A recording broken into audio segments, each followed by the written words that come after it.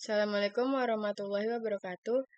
Saya Saskia Nursyabani dari kelompok 11. Di sini saya akan menjelaskan tentang ilmu muhkam dan mutasyabih.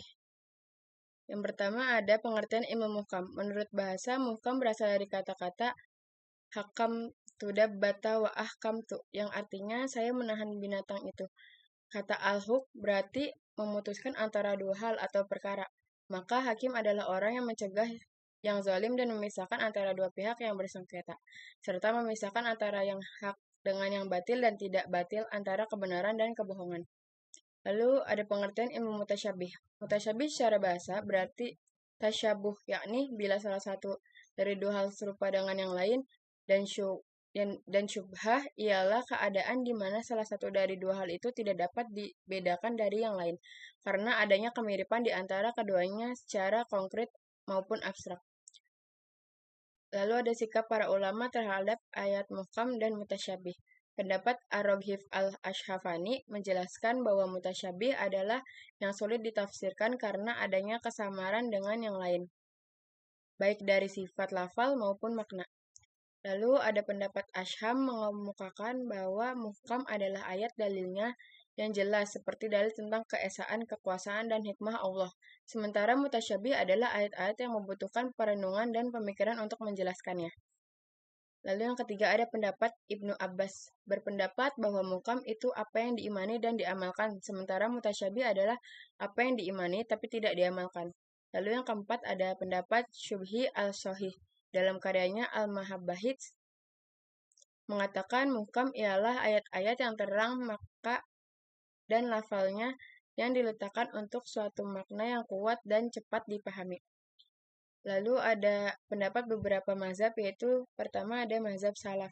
Para ulama yang mempercayai dan mengimani ayat-ayat mutasyabih dan menyerahkan sepenuhnya kepada Allah, seperti tauhid ialah mereka menyucikan Allah dari pengertian-pengertian lahir yang mustahil bagi Allah dan mengimaninya sebagai yang diterangkan Al-Quran. Di antara ulama yang masuk ke dalam kelompok ini adalah Imam Malik yang berasal dari ulama mutaqaddimin.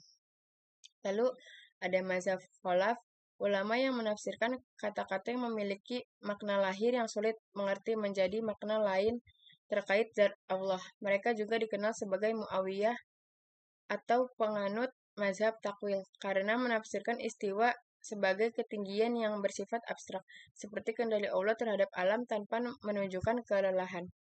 Lalu ada hikmah adanya ayat-ayat muhkam dan mutasyabih. Yang pertama, hikmah ayat muhkamat adalah ayat-ayat muhkamat dalam Al-Quran jelas akan memberikan hikmah bagi manusia. Di antaranya ada menjadi rahmat bagi manusia, khususnya orang yang kemampuan bahasa Arabnya lemah. Dengan adanya ayat-ayat muhkam yang sudah jelas arti maksudnya, sangat besar arti dan faedahnya bagi mereka.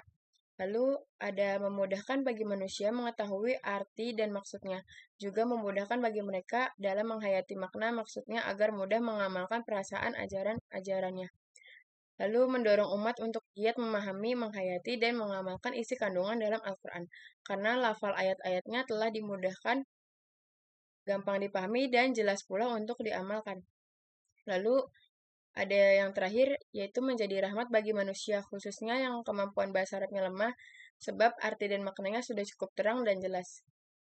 Lalu ada hikmah ayat-ayat mutasyabihat, di antara hikmah keberadaan ayat mutasyabihat di dalam Al-Quran dan ketidakmampuan akal untuk mengetahuinya adalah sebagai berikut, yaitu memperlihatkan kelemahan akal manusia. Akal sedang dicoba untuk meyakini keberadaan ayat-ayat mutasyabih, sebagaimana Allah memberi cobaan pada badan untuk beribadah. Lalu menjadi motivasi untuk terus-menerus menggali berbagai kandungan Al-Quran, sehingga kita akan terhindar dari taklid, membaca Al-Quran dengan khusyuk sambil merenung dan berpikir. Lalu membuktikan kelemahan dan kebodohan manusia. Sebesar apapun usaha dan persiapan manusia, masih ada kekurangan dan kelemahannya. Hal tersebut menunjukkan betapa besarnya kekuasaan Allah Subhanahu wa Ta'ala dan kekuasaan ilmunya yang maha mengetahui segala sesuatu. Lalu yang terakhir ada memperlihatkan kemukjizatan Al-Quran, ketinggian mutu sastra dan balaghahnya, agar manusia menyadari sepenuhnya bahwa kitab itu bukanlah buatan manusia biasa, melainkan wahyu ciptaan Allah Subhanahu wa Ta'ala. Sekian penjelasan dari saya, kurang lebihnya mohon maaf. Wassalamualaikum warahmatullahi wabarakatuh.